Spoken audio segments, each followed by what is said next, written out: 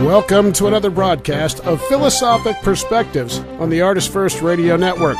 All past shows are archived and you can pick them up at ArtistFirst.com. Here he is, your host, the smartest guy in the room. It's Arthur D. Schwartz. Hello there. Welcome back. Nice to have you with us once again. Tonight's a really fun night, I think, for me, and I hope for you as well. My guest, Ken Perez, is somebody I've met only very recently. He's a member of the Creativity Expo that I've been speaking about on a number of the shows recently, a couple of them anyway.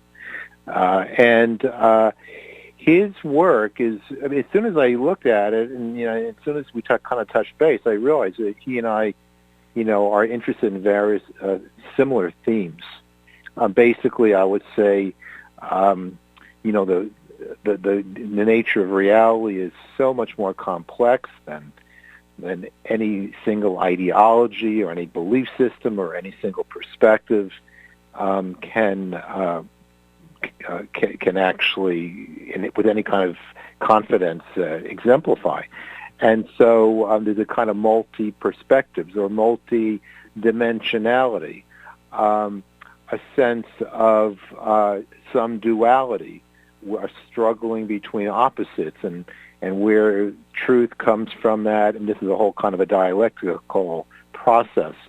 And I talk about things like plural perspectivism, and my philosophy guides things. I believe there is a core element of love that kind of brings things together.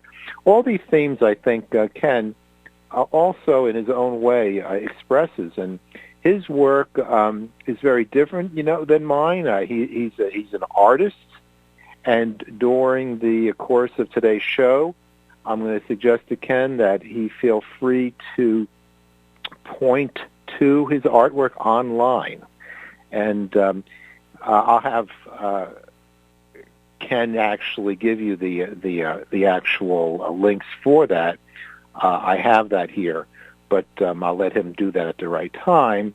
And it might be interesting for the listener to actually become engaged with the topics we're talking about as being illustrated by some of his work. So I just gave you a very, very brief overview. Ken Perez does a lot of material, and so we can only scratch the surface really today. But he's a very interesting guy. And it's really a delight to invite him onto the show tonight. And so, without further ado, I'd like to introduce you to Ken Perez. How are you, Ken? Hi. Thanks for having me. I'm very excited to be on the show. Well, fantastic. I think the way I'm going to start is you have these on the link. Actually, let me just say on the Meetup link. If you go to the Philosophic Perspectives Meetup site, and it's just meetup.com, philosophic-perspectives is the site, and you'll see today's show. And I post several links. 3 of them are his ebook, PDF ebooks. And those, pretty much tell the story. But what I'm going to do to get the ball rolling is on the very first, his major PDF on his basic, which is the first one, well, actually the second one listed, just the first one listed, it's just actually the home page of the website. But I'm just going to scroll down here for just a minute, and I'm going to read a brief passage, which I think very nicely crystallizes his themes. Okay, if I just need to get down here, I'm going to put hold on one second here. All right. Just bear with me. And as I read this, I think we will very, very clearly begin to get a grasp of what this is about. Okay. This is his summation of the first book, which is the Ken Tech Manual, he calls it, Intellectual Imagination Series. Okay. These these are not your typical designs. They're wild, graphic novelettes exploring our evolutionary potential. Don't be misled by the simple mixed media format of these epic meta-sci-fi books, which complement their synergistic/transcendental themes. These themes, too, are multi-layered to be accurately expressed through traditional formats, whether comics, novels, and the like. Interrelated themes of progress, the supernatural, and existentialism are synthesized into my speculative mythology, bridging the gaps between fantasy, metaphor, logic, education, structure, and freedom, society, and the individual. I believe integrated, less discriminatory forms of intelligence is the way of the future. What is our evolutionary potential and the complementary purpose of my work? Ken writes, we can co-shape our evolution or co-evolution, which is dependent upon our mindful internalization of life's challenges and stresses. This greater internalization allows us to bridge our differences and other seemingly conflicting ideas. This allows us to bridge most contradictions, whether within, without, and beyond the individual, society, and everything in between, to the degree that we can utilize our tools and resources to align with the ultimate free energy system. This OI, which he calls organic intelligence system, encapsulates everything on the quantum level and is the source of infinite ideas and technologies. This system can tackle any challenge and bridge any reality, whether physical or non-physical, as much as that reality we can envision with our present systems. We use the building blocks of our immediate systems as merging blocks for a more dynamic, organic system. You know what? I'm going to stop reading there. I think you got a sense of this multi-layered, multi-dimensional sense of reality and thought. And so I just want to now turn this over to Ken. I want him to talk in his own words about what his work is about. And my role here will be to interject, ask questions, and basically have a conversation. Okay, Ken, come on board. Hi. I'd like to go to my inspiration. I've always struggled with, I've always had questions about the meaning of life, my life in particular, and but I was not satisfied with traditional religions or schools. But I always had a lifelong fascination with monster movies, science fiction, comics, boxing, and creativity. So I channeled everything into illustration and storytelling, and eventually it evolved beyond mere formula, and by creating a mythos about, it took on a life of its own, almost as if I channeled something, and by creating the universe of my characters, which are like surreal boxers and various forms of aliens, and I realized that it was there were allusions to many ideas the very ideas that I try to grasp, which I struggled with, whether it be Buddhism, Christianity, New Age philosophies of enlightenment, and soon I began feeling tremendous energetic sensations, which I believe alludes to chi and kundalini. And before you know it, my characters, the storyline evolved from a mere formula of good versus evil, spaceships, and things of that nature into this character, my alter ego, Spirit X, and he has many forms. He appears as a kind of a humanoid boxer, but he wants to transcend the dog eat dog competition, and he kind of wants to find that non-compromising, intersecting heaven, a personal heaven, and then he realizes the way to do this is by way of compassion, by way of outgrowing the us against them mentalities, and the more he tunes into this frequency, more realms are revealed to him, and more truths are revealed to him, and I guess it mirrors kind of like the internet, in the sense that one develops a blog or a website, and then they attract followers, and then before you know it, they attract, they receive information, and they become aware of other websites which are beneficial to them, and it creates a kind of trickle up theory as opposed to a trickle down theory, which is discussed in economics. So kind of a crowdsourcing, I think, is the term these days. Would you say? Possibly. Yes. And anyways, this alludes that this process of intersecting realities parallels many processes, and ultimately the implications may be outstanding, but they're very liberational, and it involves it alludes to kind of an organic singularity in the sense that we need to kind of, this is going back into the real realm, away from the speculations of my books, and my epiphany, my way of coming to terms with my creativity and reality, and basically I believe we're meant to use our arts just like I did. We're meant to use our arts, our sciences, whether biology, educational systems, to kind of integrate and to kind of bridge the many rifts, because ultimately all disciplines are blueprints for a greater unseen blueprint. And the way we manifest that blueprint is by building upon our basic structures and taking a more creative, I dare say, spiritual approach to our tools. And that doesn't necessarily mean mystical or esoteric, but just seeing with a very creative perception and done via imaginative means, because on a certain level, the imagination and practical means aren't as are more related than we believe.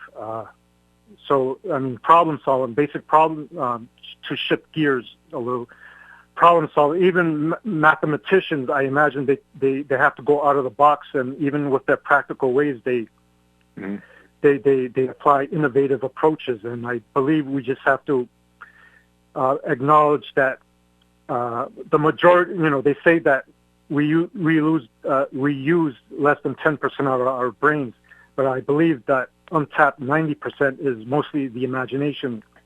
And I think by just simply being consciously aware of the imagination and its kind of manifesting ability, and I don't mean mystical again, it just means seeing in deeper layers, and we can apply this basic perception, this meditative, mindful perception, to even our tools. And for example, physicists, they could add more light-sensitive lenses to their cameras. I mean, meaning they could visualize equations, and then they could take their findings to engineers or people who work on the instruments and say, in order to perceive these more integrating particles, we need to model lenses that see multidimensionally, and to do that, we need to appreciate the perceptions of all life, meaning we need to communicate with all levels of intelligence. Right. Because ultimately intelligence is a spectrum. It isn't a matter of high intelligence, primitive intelligence. Right. For instance, insects, animals, they all see in different ways. And, if we could somehow incorporate their vistas, we'll create lenses that are almost ultra-geometric, and alluding to theories, mystical ideas of sacred geometry. Right, right.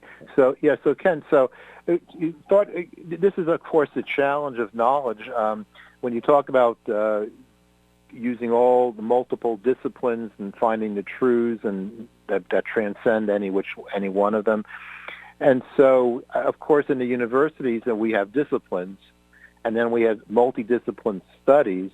I mean, I think the idea of disciplines, by definition, a discipline has blinders. It's the blinders of whether it's your biology or physics or philosophy or poetry or literature, or sociology, whatever. And so these blinders kind of keep us in one direction, and yet at the same time, there are multidisciplinary studies. But then again, that's just only there you're talking about just a few disciplines that might be being interconnected, you might say, in a treatise. And what you're talking about is something far more vastly complex than that. Of course, that's just a challenge. I mean, don't you agree? I mean, we need disciplines. We need to focus. At the same time, we don't want to focus so much so that we become blind to the hidden truths that are out there. Exactly. And this ties in. I'm glad you bring that up. This ties into one of the base paradoxes that it still haunts us to this day, is that initially, we initially needed to isolate the disciplines in order to fully develop them, like developing the limbs of the body, for the even greater necessity of reintegrating them in order to coordinate the body. So, in order to incorporate them into the continuum. And right. So I think this is where I think the singularity is, and I'm not saying it should happen overnight, but just being mindful of it, and even if thinking in increments, just because I believe knowledge is not just about calculation; it's mostly about momentum. So whatever will arise depends upon what we emphasize. And it could either be chaos or it could be something good. We could be, like I think there's a lot of like physicists, like there's a lot of where we need to be at is actually there in a very kind of beyond psychic way. And I think if we could somehow use our instruments to map out that field, that kind of psycho-echo system, I guess. Right. We won't realize we won't need to decode. The intuition will just flood us, I think, and I think this alludes to the mind shift, what New Age people talk about. But I don't like to think of it as a New Age, because when you say New Age, it no longer becomes New Age; it just becomes another kind of paradigm. But I really think that it's more possible than we think. It's just a matter of momentum and tuning into the shifts.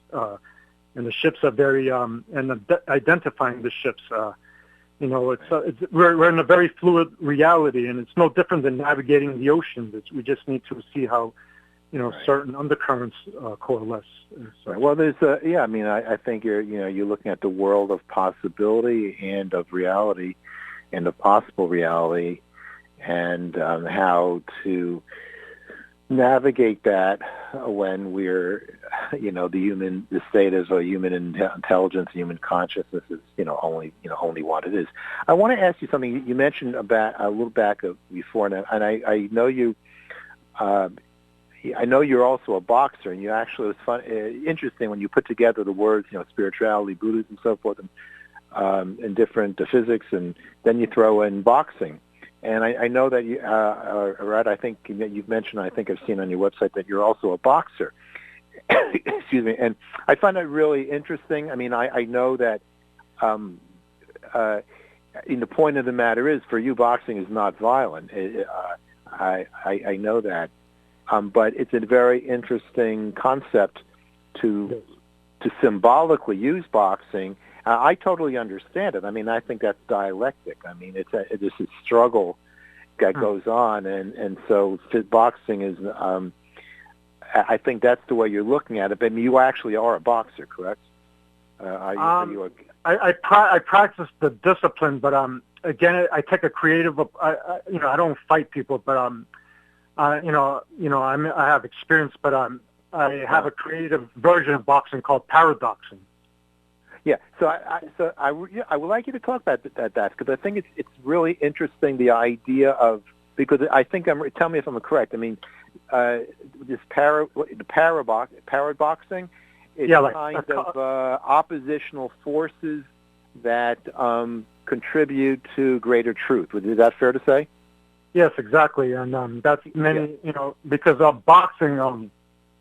If you look at it in a very kind of abstract way, like especially fighters like Muhammad Ali, they have a lot of very intricate movements, and to me, I render that in my stories as kind of quantum physics, like various physics. And for instance, I did a drawing called psychedelic monsters formed from the motions of a fight, and by these fighters throwing all these wild combinations, it actually translates into another realm, and they become separate entities, and all corresponding to their basic motions, and they're forced to kind of thrive. And it's like a metaphor for like no action we do really goes to waste. So if we do destructive actions, it'll just manifest in many chaotic ways, whether it be climate change, bad karma, I guess. But if we're aware, it could become a replenishing force. Right. Right. Well, no, I think it's a very interesting combination you have there. For those of you who might be on the show page, near the top where it says in-depth show descriptions, that actually is a link to the Philosophic Perspectives radio show page. The Philosophic Radio Perspectives meetup page. And on that page, there is more description.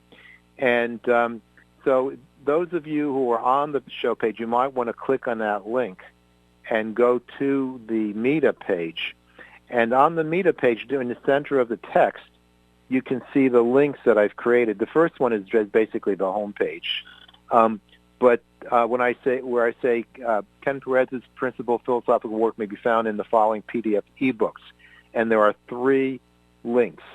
We're going to be going on a break in a short while, but I'd like to ask Ken that if he might, that when we return, to talk about some of your concepts and perhaps direct the listener to the particular ebook and the particular area of the text that, or actually more specifically the drawings that are exemplifying certain ideas that you have.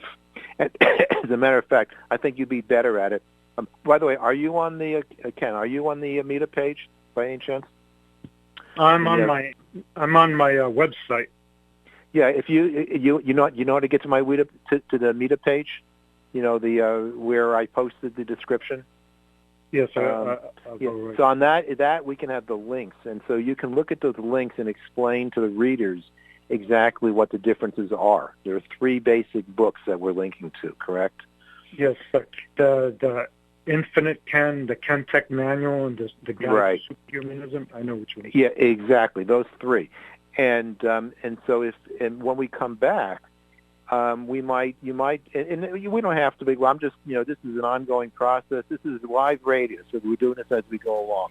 But there might be some imagery, some drawings that you've made that actually depict some of your ideas. So, and of the 3 books that I've linked, once again, they're the Ken Tech Manual, the Speculative Philosophy, and the Guide to Superhumanism. Those are the 3. And so I think that's what we're going to do, Scott. We're going to take a break now, and Ken and I will talk a little bit about how we kind of navigate the remainder of the show.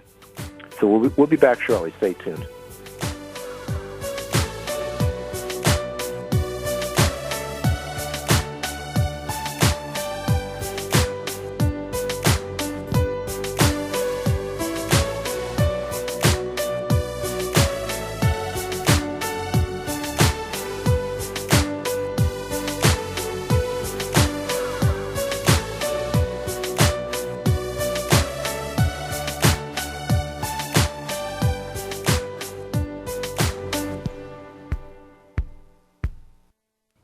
In Ethical Empowerment, Virtue Beyond the Paradigms, Arthur D. Schwartz presents an ethical theory that is a framework for evaluating moral conundrums that go beyond legalistic rulemaking, dogmatism, and preconditioned thinking.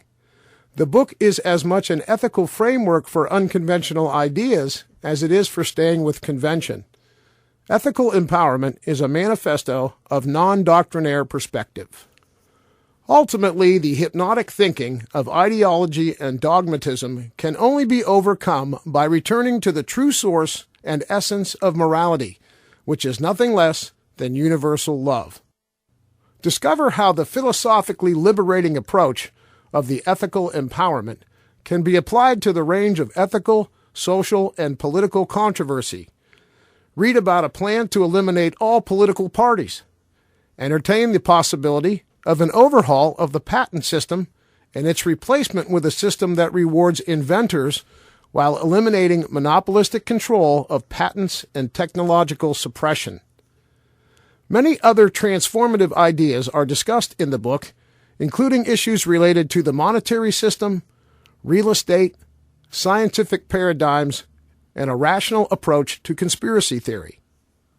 While ethical empowerment will challenge your mind to consider new perspectives, the ethical challenge is always to keep the diversity, depth, and breadth of perspective within the boundaries of love. Ethical Empowerment is available at Amazon.com and most online booksellers in both print and e-book editions.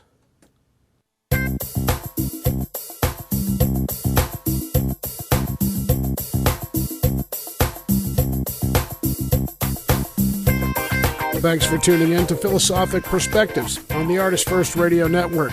Let's get right back to it. Here's your host, Arthur D. Schwartz. Welcome back. We're having a lot of fun talking to Ken Perez, and we're talking about his ebook, or his PDF ebooks, 3 in particular. And this is all, you can see it's all laid out for you on the Meetup page. It's meetup.com/philosophic, not philosophical, philosophic-perspectives. And you'll see today's, the description of today's show. And about halfway in the middle, you'll see the links.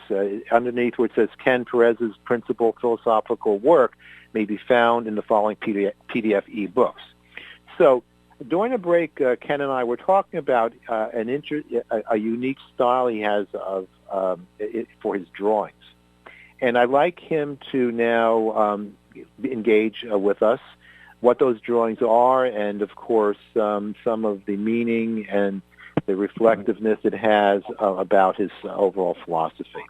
Okay, Ken. So, what you got? Okay, so we're on the cover of the Ken Tech manual, and okay, that's the first link. Yeah, that's the first link. Mm-hmm. Yeah. So that I want to talk about my remote viewing drawing technique. Okay, great. Okay, it's not exactly remote viewing, but this ties into my whole idea of perception, of broadening your perception by traditionally art. People who draw, they learn to draw in a more technical, kind of calculating way. But this style of drawing I do is kind of more of a meditative style, and it's you go into a deep meditative state. And for instance, if you're on the cover of the Ken Tech manual, what I do is I go into these deep states, and I essentially look at subliminal images on various surfaces. It's kind of like looking at shapes in clouds, where you see these changing shapes, but applying it on a more sophisticated level on any surface. Mm-hmm.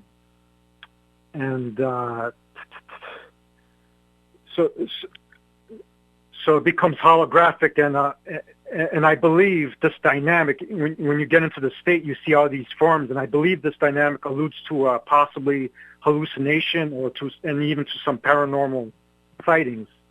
And if you look at the cover, in the sense that different shades and different kind of dance about according to your eye, your receptivity. And then these shapes, if you look at the cover, these aliens, they don't quite look like traditional aliens. They have a real ethereal look to them. They almost look kind of, in my humble opinion, they look kind of alive and almost like ghostly, almost like they're apparitions. I can see that, yeah. Yeah.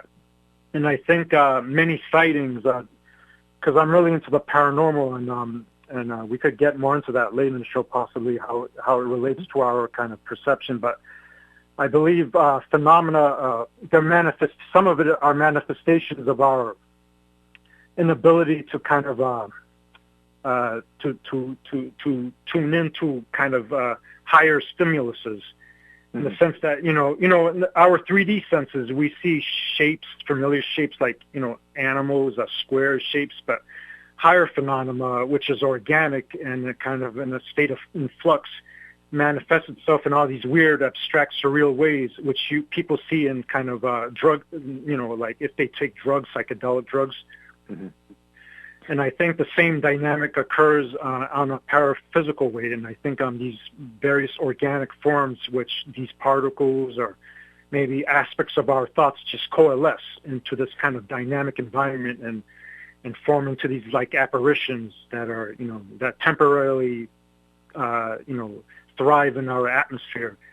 And in these drawings, I find a big similarity, like how they, I read about sightings, how people see these weird kind of like apparitions that you can't quite describe. But if we scroll down into past the intro, I really describe the process beyond.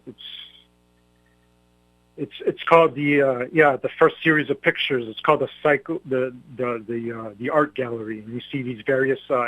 They're not quite alien. You don't know what they are. If they're like demons, aliens, angels, and it's basically they're like possibly our alluding to the ideas of doppelgangers, where they're essentially mirroring us according to our This is the part one, the psycho-alchemical art gallery. Yes, exactly. Yes. Mm-hmm. Okay. So if you scroll through that, you see these beings. They have kind of universal features, but at the same time, you can interpret them possibly as the Sphinx, as gods in ancient myths. But at the same time, they have this kind of like you don't know what their identity is. But I imagine people throughout the ages, they've seen them say, and they put a mask, they put an identity to it, and said, that's a cherub, or that's the devil or gargoyle. Right. But they have a timeless look to them. Basically, this phenomena, including the hidden sciences, is ever revealing accordingly to the depth of your perception. Right. So I want to ask you. So now, Ken. So when you go into these meditative states, right? When you do, do you draw while in a state, or do you go into the state and when you come out of your trance, you draw, or are you drawing in a kind of a trance state? Yeah, it's like drawing in a trance state, but at the same time, I'm not kind of like trying to channel people or saying mantras because I just look at it. But so when you're in a trance state and you're drawing, are these images coming through, or are they? Is it sort of not quite? Is it more like a creative process that you're getting from the state, but not necessarily descriptive? In other words, it's not like representational necessarily, or is it representational of what's coming through while you're in the meditative state? Do you understand my question? Yeah. It's a complex thing because I'm giving shape to it. Like I see the form in an abstract way, and then I'm applying my projection. Like I'm projecting into it, and at the same time, because it's very fleeting, and I have to like capture it.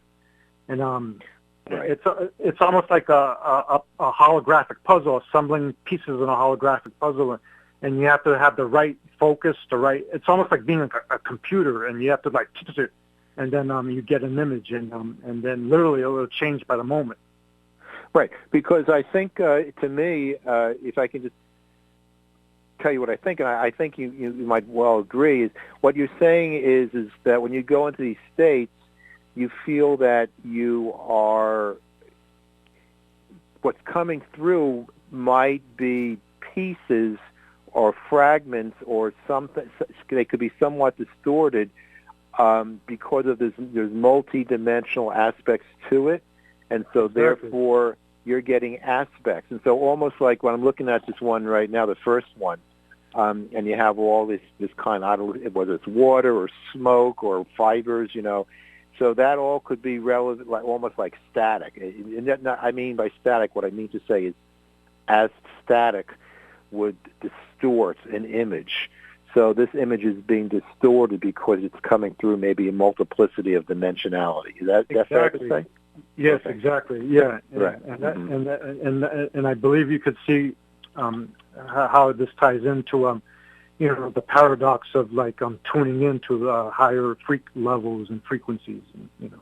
Right. Well, the thing is, I think really the major point, from my point of view, is that what you're talking about is the fact that reality, and this is pretty much, I can't say it's certain, but when you think of string theory and you think of the fact that science, physical science, I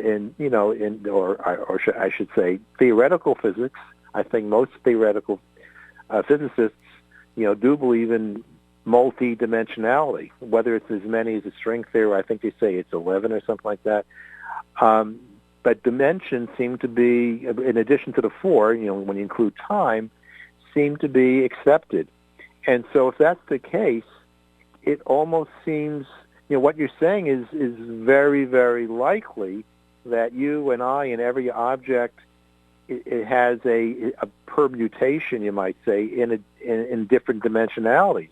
And so if during your meditative state, if you're, let's just say you are actually being successful in having the ability to perceive or to sense on some extrasensory level these dimensions, then it's coming through exactly like that. They're not coherent because, the question would be, if, in the mind of God, you might say, would multidimensionality be coherent? So like the 4 sides of a cube. With what you're seeing in the eyes of God, let's say, if I can use the term, that these different aspects would be very clean-cut and would actually have integrated form. Or is that just not the case whatsoever, that they are all just what they are, and so what you're doing is sort of like overlaying one picture over another, and so therefore obviously they're not going to match and they're not going to necessarily be coherent because they're actually separate. Did that make sense? Yes. Yes, it depends. Depends how you're seeing it. You could see it in kind of like on a fluctuating way, but I do believe it's possible to see it in a very integrated way where it just, I want to say it's ever revealing, and to the point that it just becomes like a whole new integrating dimension where you're aware that of all directions and angles, like for instance you're aware that there's a front, a side, a mouth, right, but yet you know where everything leads, but you're not caught up in trying to identify. You're kind of you're literally seeing with with the eyes with every eye of your body, like neurons. It's almost like the neuron. It's almost like it's like centralized perception or third eye perception, and I think it all comes together to the point where you literally could see at all directions at once, but yet you're aware that you're going in one direction. Right. Well, it's true. Just on a more on a mundane everyday level, every conversation a person has, you and me right now, we got Scott in the room listening at the station. The thing is, whatever our own perceptions are is just one tiny microcosm. The reality is on planet Earth, and in this particular moment, every million, trillion events that are happening between different people and the weather and in the forest and beneath the sea and everything going on at the same time, that's reality. But that's impossible for the mind to comprehend in any kind of unified form. But that is reality.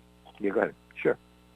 Yes, it's interesting you bring that up because I did a series of, it's in another book, but where it's called Convergence of Perceptions, and basically it's shown in microseconds how basically it depicts a train going under this like a rainbow lighting, a quantum light, and each panel, it's like a comic book panel. Each panel depicts each different angle of the train, and it reflects the light differently. And then it's segmented, and in the next panel it shows that reflection actually being an event in another dimension, and then that reflection creates its own reflection until all reflections literally are coordinated and emanate from the same source, and it's all kind of a coordinating thing. And I think it is kind of it's a trippy idea, but I think it is possible. But it is possible. But I it's in another book. But I did I know what you're saying. I kind of experimented with the idea, but but it's occurring on a very microscopic kind of level. But you know, like one little subatomic frame contains that picture, and then it's actually part of a huge bigger picture, and it basically embodies about 20 years of traveling that train, and right. As opposed to the events that it's reflecting. It's a very confusing concept. Right. Well, very confusing concept, but I think that that is reality. Well, I don't know how whether it's an open question whether it's actually coordinated, but the fact is that reality is more than we can fathom. We're actually beginning to near the end of the show, and we're not yet. But I knew this program would go rocket fast. I knew that. It seemed like we were talking 20 minutes. Yeah, I know. But no, we're not done yet. We're going to take a break. But I think when we come back, I'd like to ask you to go into some of your superhumanism topic, okay? Well, so we'll do that when we come back. Right now, we'll take a short break and be back shortly. See you soon.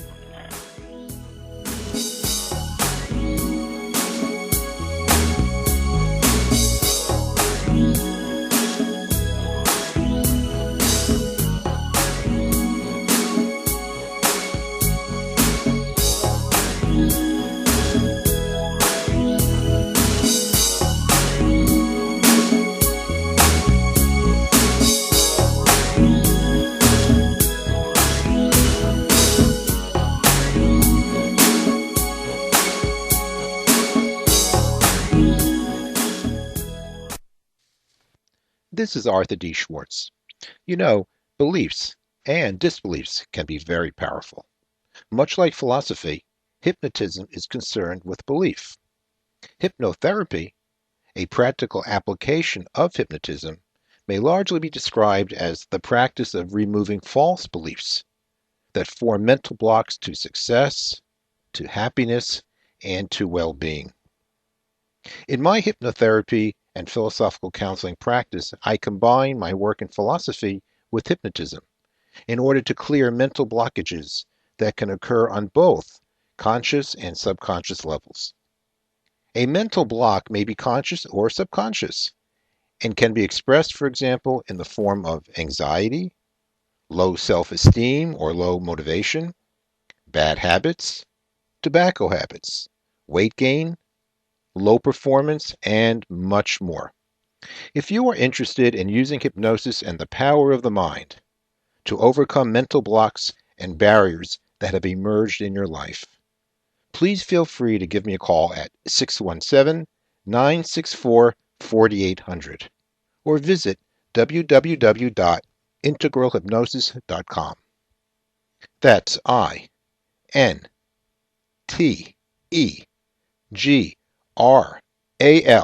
hypnosis.com.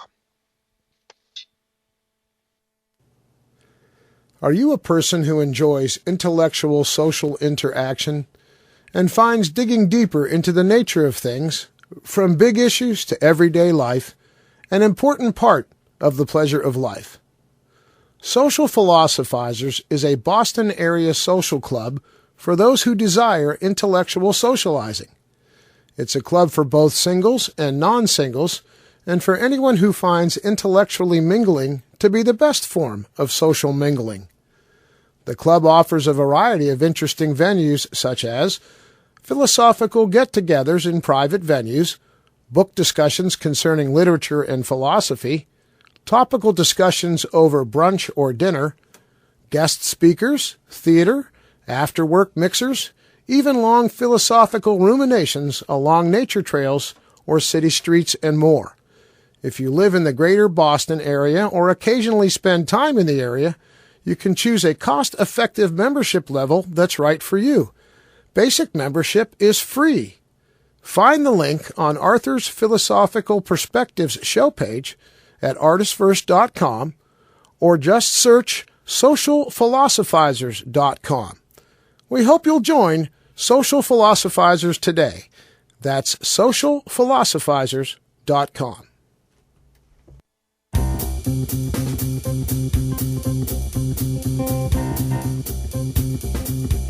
Thanks for tuning in, everyone, to another broadcast of Philosophic Perspectives. You're one of the way cool people. Let's get back to your host, Arthur D. Schwartz. Well, welcome again. It's so nice to have you. So this is the last segment of the program. We can be going for a little while yet, though. And I was talking to Ken, my guest, Ken Perez, and he has an ebook that's linked, once again, linked on the meetup page. It's the third link. And it's on superhumanism. And it's a little bit different than transhumanism in terms of, machine augmentation and that type of thing, or other kinds of, manipulations of, I think, in the physical realm. Well, I'm not exactly sure. So without trying to speculate, I'd like to ask Ken about his concept of superhumanism, and I direct the listeners to the PDF. It's the third PDF that's shown on the group of three that I referred to before on the meetup page. Okay, Ken, tell me about this superhumanism. What do you mean by that? Okay, bear with me. It's kind of a big idea, but this ties into the singularity of fields, the integration of fields. In terms of whether it be software design, biology is being blueprints for this kind of system, which I call the OI system, organic intelligence. And basically, it's the ultimate free energy system, and it's also the ultimate artistic medium. And it's basically, on a very quantum level, it incorporates the dynamics of biology, of even physical technology, robotics, various processes, organic processes, but on a level that, but fused with a more aesthetic, more of a sentient, creative aspect, in the sense that in order to utilize its infinite resources and tools, we have to use our immediate physical sciences and tools to kind of tune into it and map it out. And therefore, it's more of an alchemy. It's more of a alchemical system. We use a kind of alchemical technology in order to tap into it and manifest it. And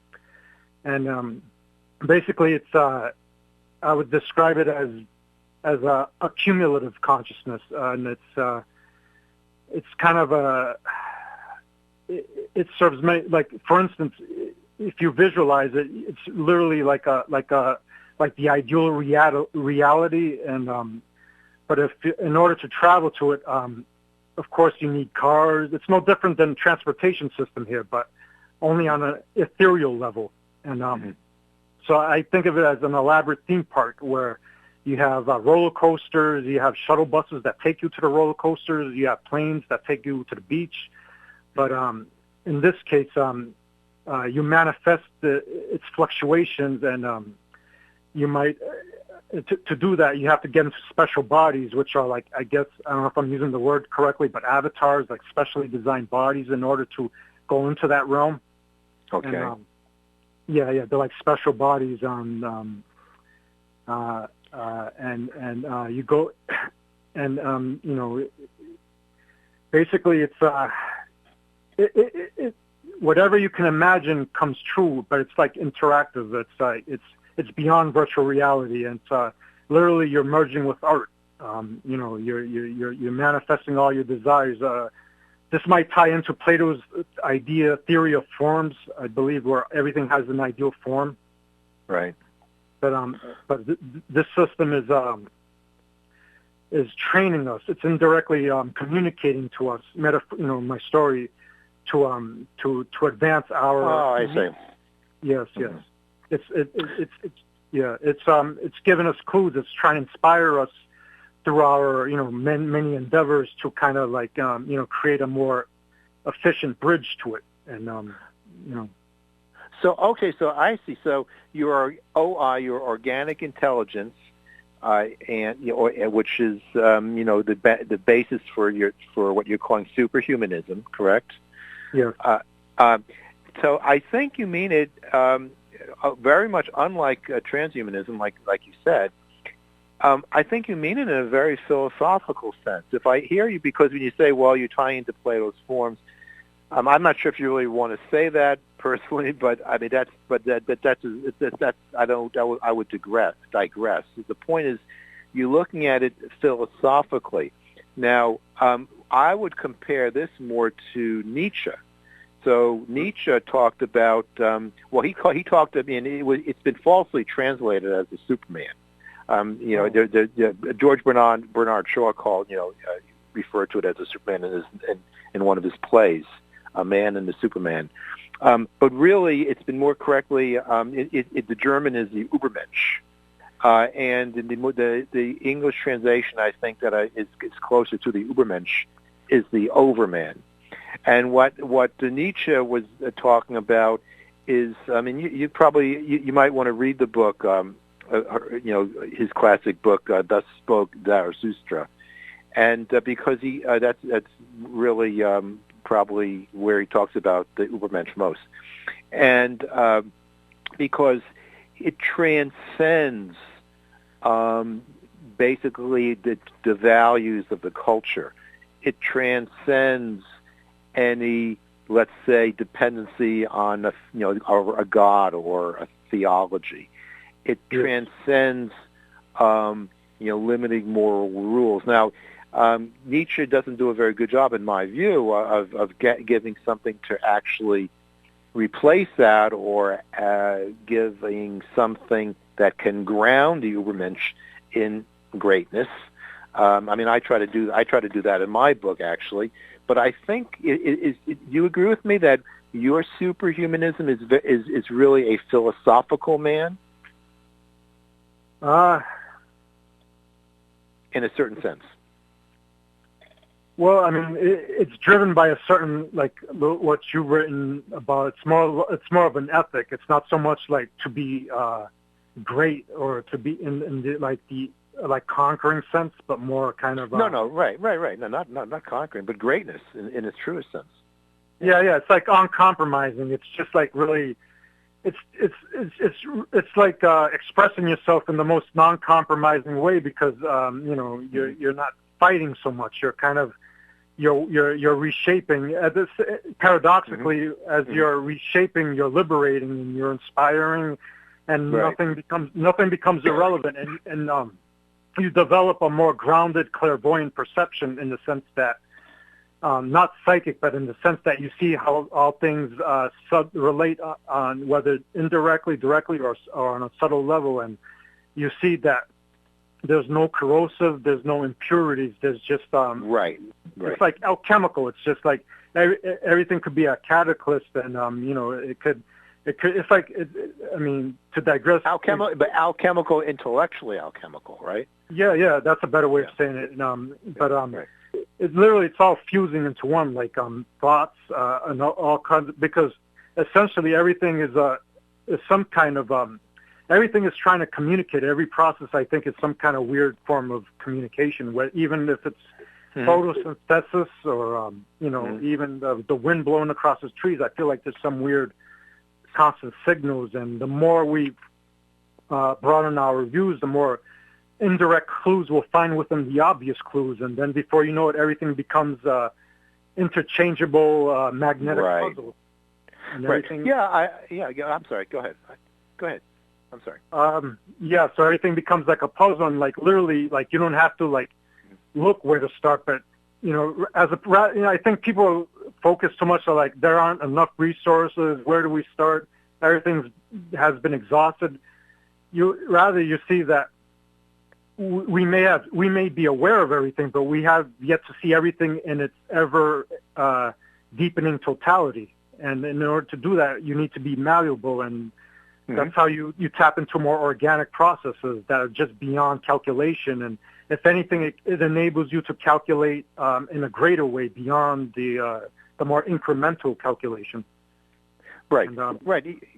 I think that's you're transcending categories. You're transcending arbitrary definitions. You're transcending preconception and all that kind of stuff. Right? Is that fair to say? Yes, and also to realize that we've yet to, just like we're operating with a certain percentage of our minds, we're operating with a very limited percentage of our resources in some weird way. Right. Right. I'm sorry, I keep interrupting you. Go ahead. Yep. I just feel like we're on the same wavelength. Yeah, no, we are. I would strongly recommend that you pick up Thus Spoke Zarathustra, and you'll see that I think he speaking on the same wavelength. I think that you'll find that. Of course, he wrote in the 19th century, the last half of the 19th century, and but his Übermensch, I think, is in spirit very much like what you're talking about. As a matter of fact, in my book, I just want to give myself a plug here. I have a section. It's part 2, section 45, called "A New Overman." And I talk about a kind of something along. I think, like you said, you were very much alike in I think in our basic ideas and concepts of philosophy. And but the new Overman, it's all about transcending unnecessary division and obstruction. And yet, however, where Nietzsche falls short is, in my view, he doesn't really give you any kind of workable ethics, so it can be a little dangerous that way when you don't have that. Yeah, go ahead. Yeah, that's why this leads to another point in terms of fascism and things like that, right. And control systems, is that this is the great paradox. I think a lot of visionaries throughout history have kind of sensed this kind of like ideal system or non-compromising system, but they've seen it in a way very relative to their bias and to their conditioning. And they created a synthetic version of that system, and they think that's the whole. And this might tie into like conspiratorial type stuff, secret technologies. It definitely does. I really want to stress is that since since we're seeing with a certain percentage of our, whatever our minds, we've yet to really tap into that all dynamic, all compassionate, all nurturing force. And we've just created a bunch of synthetic Pandora's boxes that have complicated, our kind of evolution. But paradoxically, I think more opportunities have opened up on the outskirts, and it's waiting to align with us if we tune into it right. Right. You and I totally agree. You're talking about compassion. I just talk about, love has to be the center. And love itself is amorphous. It's not categorical, but in the spirit of love, that is what prevents free thinking in the sense of transcending categories and preconception. That's what preempts it from hatred and evil. We need to have that. That's the only thing that can bring that can allow the freedom to think outside the box without preconception. Only when it's guided by compassion. Schopenhauer said that. Or as I would prefer to call it, love, and with a greater understanding of what love means, so that it is able to prevent the abuse of intellectual freedom, I would say. Yes, and love is like, and it's not really just like a fluffy emotion. It's really like emerging. Like if you look even on physics, I think the most stable galaxies. This is my speculation. There's a lot of intimacy going on. There's a lot of like non-compromising energies being created just by, whatever interstellar processes incorporating everything and just replenishing, and you're not putting anything to waste, and there's a lot of rich energy out there. And I think I think this love dynamic is all embracing, all nurturing, and it's fertile. It's basically fertile. And fertility. Yes, that's a good way of putting it. Fertile. I would say it's a very good. It's a very good way of putting it. The fertile zone. The fertile zone. Yeah. It's the springboard of all genuine creativity. Yeah. So I would agree. I'm sorry to say the show has come to an end, but I just want to, in closing here, first of all, I want to let the people know about how to find your work, and you'll find it at it's a rather long URL, but it's intellectualimaginationblog.wordpress.com.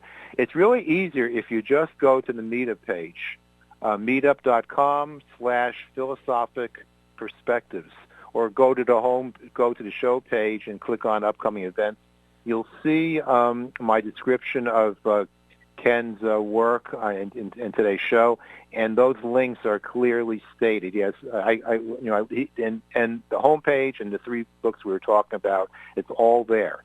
So just go to my Meetup page, or go to the Philosophic Perspectives homepage on ArtistFirst Radio, and you'll see upcoming shows. Is that the way I talk about it? Upcoming shows, I think. It's at the top of the page, and that will take you right to the Meetup site, so you have the link to Ken's page. So I really want to thank Ken Perez very much. It's really been great having you on, Ken. I really appreciate it. Thanks. It was fun. Thanks for the opportunity. Yeah, likewise.